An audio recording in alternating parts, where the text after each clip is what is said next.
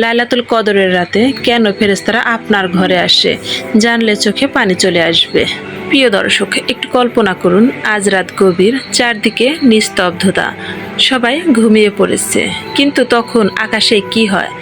আকাশে তখন এক আশ্চর্য ঘটনা ঘটছে, যা হয়তো আপনার আমার সকলেরই অজানা।